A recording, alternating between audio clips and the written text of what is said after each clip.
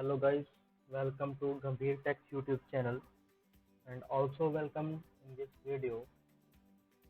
Guys, up to last video we have discussed about the introduction to the C language and we have already discussed about the different types of languages like high level language and low level language.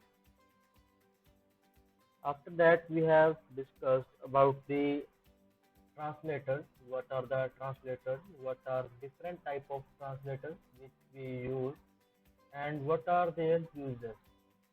Also we have seen from how which website and how we can download our code blocks or any other. If you want, you can check it from the internet.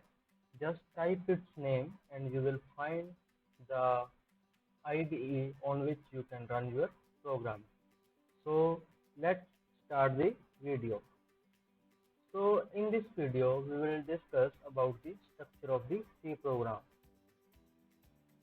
So here we have the general structure of the C program. So let's start with it. Now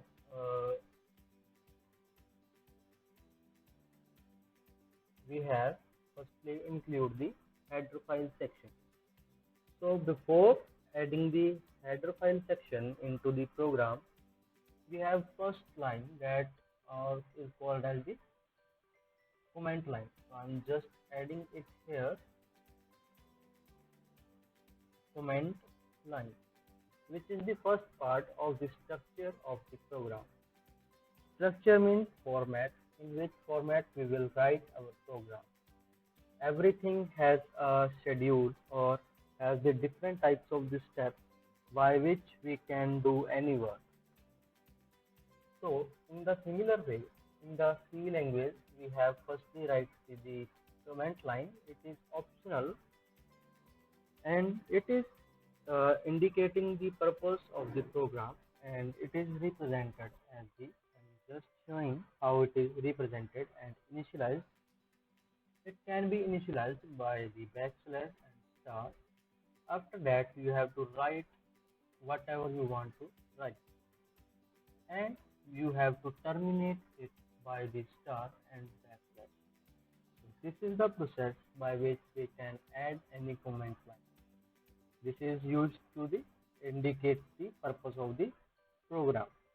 For example, if we are writing the program to find the sum of the two different numbers, and we can write it here that this is the program to find the sum of the two numbers. So it will not as executed, but it will be easier to understand for the any other user who is watching your program, and he will understand very easily that what is the program about. So it is also used to increase the readability of the program and also used to explain the program. One thing here I just want to say that comment line may be a single line or multiple lines. So next we have include header file section. In this section we will add the header file. For example, I just want to show you that how we can add the header file. If we want to add the header files in the program, you have to start with the hash symbol, which is called as the preprocessor directive. So we have just used the hash, which is known as the preprocessor directive, and now we have to just type the word include. After that we have to add the symbol, and we can write the name of a library. For example, I am just writing now std.io.h, which means that it is including the file or the library file whose name is stdio, which means standard input and output library. So .hd is the extension. So at the time of the compilation itself, some processes can be done by the C compiler or by itself. The commands which initialize these programs are called as preprocessor directives. So the hash include stdio.h tells the compiler to include the information about the standard input-output library. It contains the definitions and the declarations of the system-defined functions, which are printf and scanf getch. These are the some of the functions which are predefined in the stdio.h library. Other libraries we have conio.h, math.h, string.h.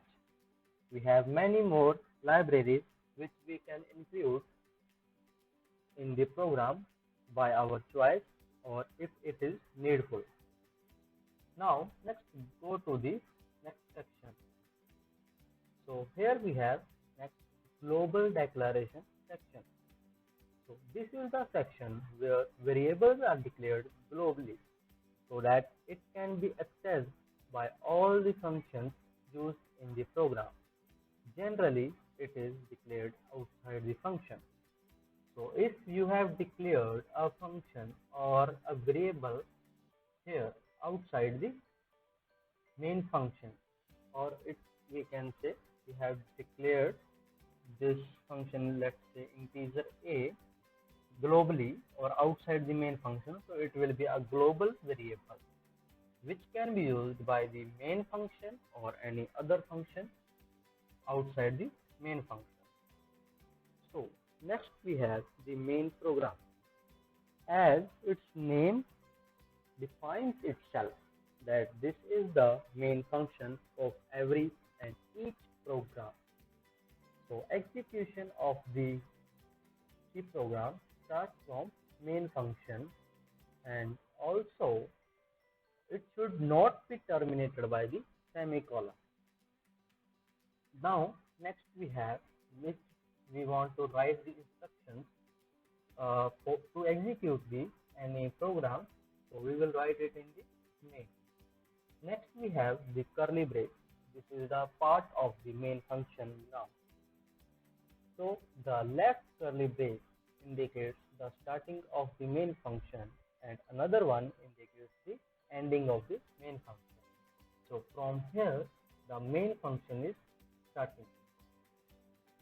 Next we have the declaration part.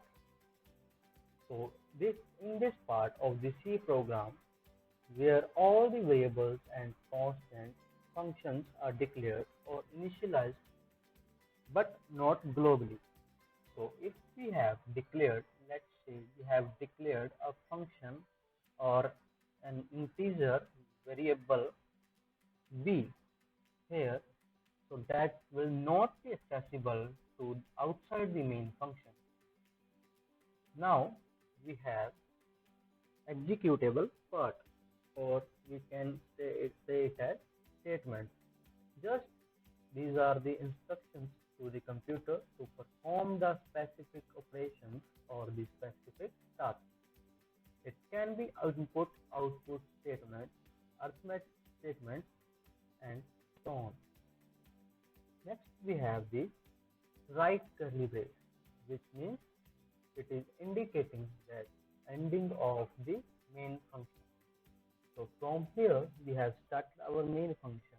After that we have declared our variables, functions, and constants which we want to use inside the main function. After that we have written the statements or the arithmetic statements or the instructions to the computer to perform that specific task. Now we have user-defined function. So as its name declaring itself that the functions which are defined by the user are called as user-defined functions. These functions are usually defined outside the main function. So now next we have the left curly brace, which is indicating that the user defined function is starting from this curly brace. Inside this we have the different type of the statements which we want to perform under the user defined function. Then we have the right curly brace, which is indicating the end of the user defined function. Now let's say we have now here we have declared a variable which is integer a. So it can be used inside the main program and also inside the user defined function here. So it will be executed here too if you want to execute, and it can be executed here too. But if you want to execute integer b outside the main function or in this function which is called as user defined function, you can't use it here inside the user defined function because it is not declared as the global variable. It is called as local variable, so it will only used in the main function.